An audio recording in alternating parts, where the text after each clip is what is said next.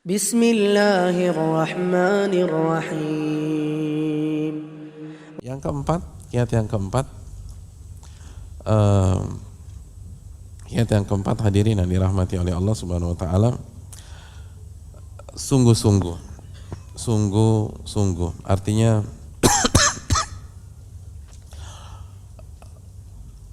kita harus berusaha. Kita harus kejar. Artinya mungkin di awal-awal itu belum manis, tapi antum harus fight mengejar. Sebagaimana kata Fudail bin Iyad. Fudail bin Iyad menyatakan, al-haqqu thaqil mari. Kebenaran atau ilmu itu pada awalnya berat memang, tapi manis. Karena butuh proses kan. Al-Imam Al-Muwaffaq Ibnu Lubbad Asy-Syafi'i, sebagaimana yang dibawakan dalam Syiar Alamin Nubala, kata beliau, man lam yahtamil alama ta'allum lam yadhuq ladzatal ilmi. Barang siapa yang tidak bertahan dengan rasa sakitnya belajar, maka dia tidak akan pernah merasakan nikmatnya ilmu. Barang siapa yang gak bertahan, merasakan sakitnya belajar, capeknya ngafal, datang harus berkorban, kalau weekdays harus bela-belain, kalau udah capek, tulang udah remuk-remuk dari kerja atau kuliah untuk datang kajian, kalau weekend kita korbankan waktu istirahat kita, dan itu kita lawan.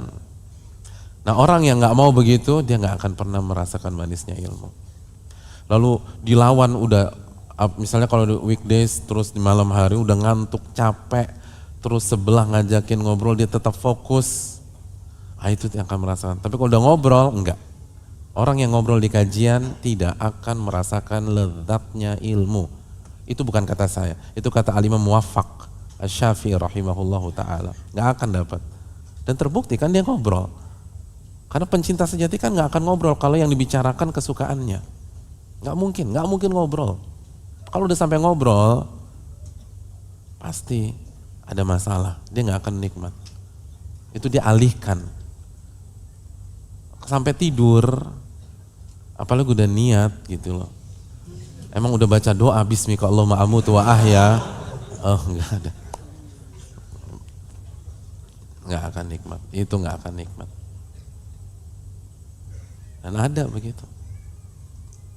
Ada, saya tahu ada orang begitu. Begitu gurunya datang, baca bismika Allahumma amutu wa ahya. Ketika yang lain membaca subhanakallahumma bihamdik, dia baca alhamdulillahilladzi ahyana ba'da ma amatana wa ilaihin nusyur. Ada.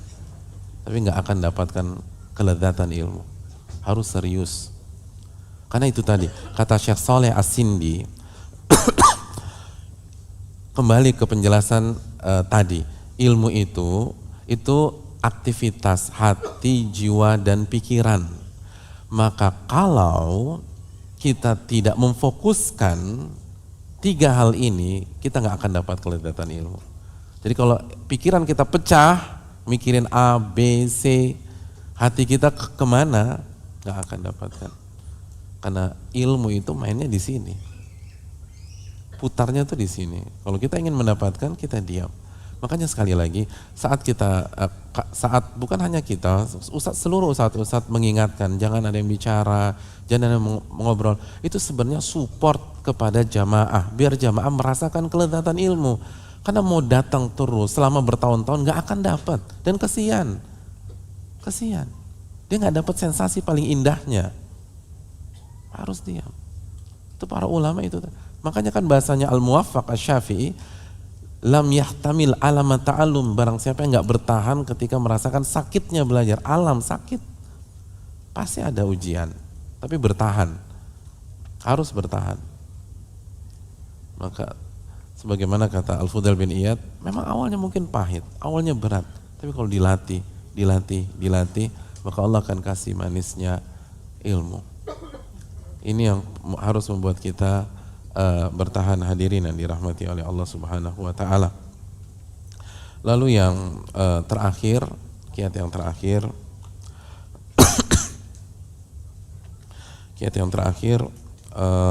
ilmu itu berusaha kita amalkan. Ilmu itu berusaha untuk kita amalkan. Jadi diamalkan ilmu tersebut, niatkan untuk diamalkan.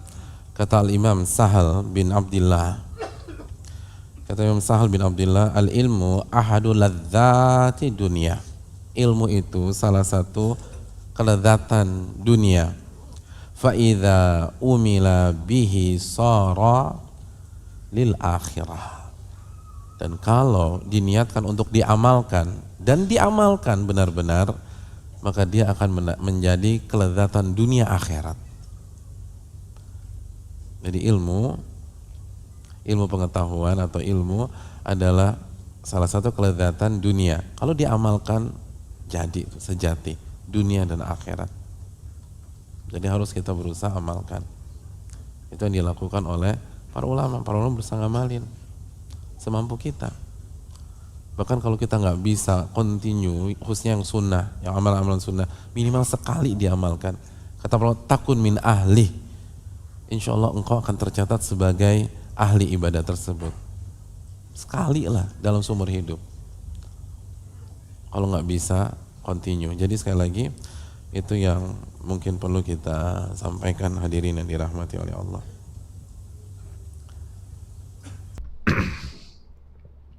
Bukankah ketika ibu-ibu baca iyyaka na'budu wa iyyaka nasta'in, Allah merespon kita, hadirin. Allah menjawab. Iyyaka na'budu wa iyyaka nasta'in, ibu-ibu nggak didiemin sama Allah, nggak dicuekin sama Allah. Apa jawaban Allah Subhanahu wa taala? Kita tahu Nabi SAW menyampaikan bahwa Allah menjawab. Hadza baini wa baina abdi. Maka ayat ini setengah-setengah. Iyyaka na'budu itu untukku, wa iyyaka nasta'in itu untuk hambaku. Artinya aku akan tolong hambaku. Aku akan tolong hambaku.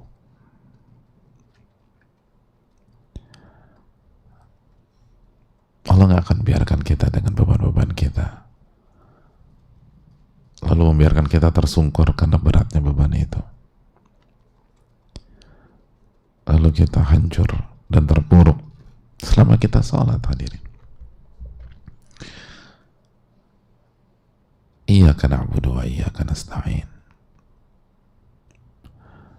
Hanya kepada Engkau kami beribadah, dan itu untuk Allah.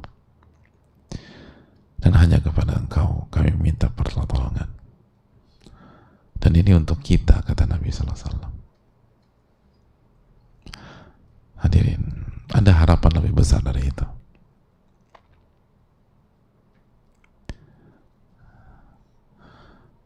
Pernahkah kita merasa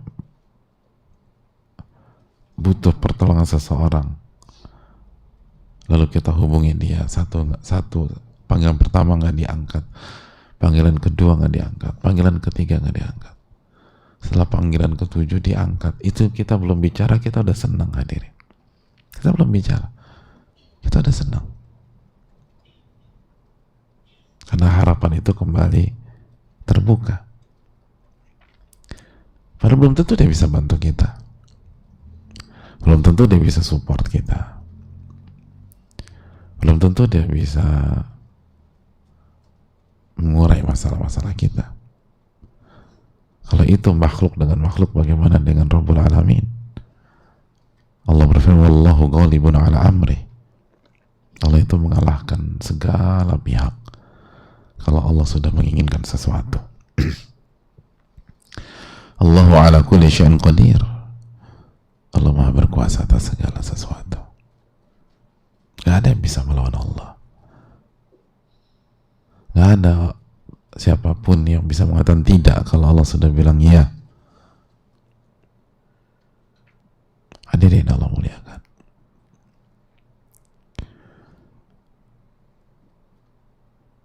sholat yang menjadi cahaya dan petunjuk. Dan ini yang kita harapkan bersama-sama.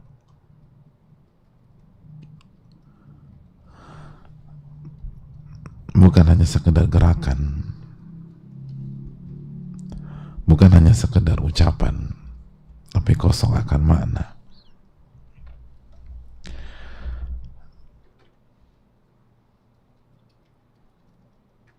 Oleh karena itu,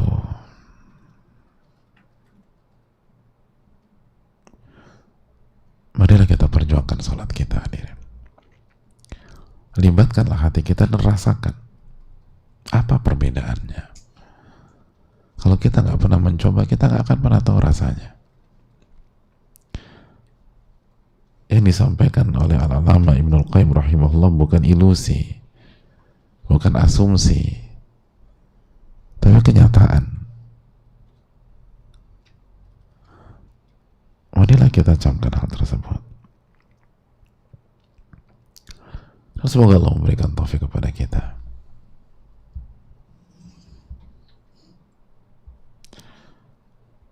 Saya rasa cukup sampai di sini, dan semoga Allah memberikan pertolongannya kepada kita.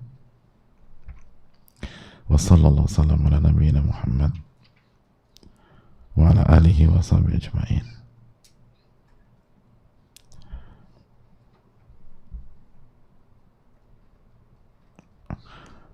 Mungkin hari ini tidak ada sesi tanya jawab.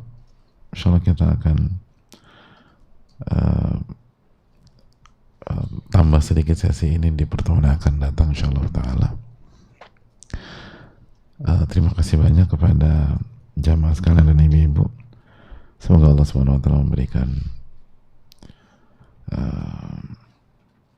taufiknya kepada kita, dan semoga Allah Subhanahu wa taala memberikan ilmu nafi kepada kita. Dan coba kita terapkan ilmu kita pada pagi hari ini atau siang hari ini, dan rasakan perbedaan dan perubahan dalam hidup kita. Subhanakallahumma la ilaha illa anta astaghfiruka wa atubu ilaik. Assalamualaikum warahmatullahi wabarakatuh. Syukran. Di usia berapa kita mulai menyadari bahwa ada tugas besar yang kita emban di dunia ini? Terlepas apapun kondisi dari diri kita, Allah tuh kasih taufik saya untuk sadar apa yang harus saya perjuangkan. Saat merasa begitu lemah dengan kondisi fisik saya selama bertahun-tahun. Menjadi tuli sejak usia balita tuh gak mudah, sunyi, dan sepi sekali. Saya pernah ngerasa sulit banget untuk mendapatkan akses pendidikan yang setara. Atau bahkan sulit untuk sekedar sholat karena minimnya akses pada saat itu. Gimana saya bisa sholat berjamaah dengan khusyuk? Saya gak bisa dengar apa-apa. Gimana saya bisa mengenal Allah dengan segala rahmatnya? Kita sama-sama tahu bagaimana rasanya jauh dari Allah. Apalagi saat menghadapi ujian hidup. Banyak banget pikiran negatif yang datang dan malah mengarah ke putus asa. Saat kuliah saya memohon, ya Allah, saya tuh gak pengen macem-macem. Saya cuma pengen bisa bermanfaat. Bantu saya ya Allah untuk bisa memahami ilmu-Mu dan mengajarkan ke teman tuli lainnya. Kenapa? Karena banyak banget teman tuli yang gak mengenal Allah, gak paham cara sholat dan beribadah lainnya, sehingga gak tahu tujuan hidup mereka tuh apa. Alhamdulillah Allah kasih kesempatan saya untuk belajar di Jepang dengan beasiswa. Di Jepang, saya melihat akses belajar untuk difabel itu sangat-sangat terbuka. Lalu Allah kasih nikmat saya belajar bahasa isyarat di Australia. Lalu mendirikan sekolah untuk teman tuli dan ikut mendesain bahasa isyarat untuk memudahkan mereka belajar agama Islam dan mengenal Allah dan para Rasulnya. Islam tuh luas banget, rahmatan lil alamin. Dari ujian-ujian itu saya sadar Allah tuh sayang banget sama saya. Allah kuatkan saya, jadikan saya terus bergantung kepadanya. Ujian tuh bukan soal hebatnya kita menyelesaikan masalah, tapi seberapa kuat kita tetap bergantung kepadanya. Saya sadar apa tugas saya. Sekolah ini tuh mungkin warisan kecil yang akan terus saya perjuangkan. Saya berharap Allah akan mudahkan saya mendampingi dan memberikan akses bagi teman-teman tuli untuk mengenal Allah melalui bahasa isyarat dan mendapatkan keberkahan. Semoga generasi tuli seterusnya itu mempunyai akhlak yang benar-benar baik seperti Nabi Muhammad SAW. Betul-betul ilmunya itu ilmu yang sangat-sangat bermanfaat. Jadi bisa keluar dari kegelapan yang ada di dunia ini. Semoga Allah kumpulkan saya dengan orang-orang yang berhati murni, yang tulus memperjuangkan visi besar kami. Jadi nanti ketika saya sudah berpulang, mereka akan melanjutkan perjuangan ini. Insya Allah, saya yakin banget. Allah selalu mudahkan orang-orang yang jujur dalam perjuangan mencari ridhonya.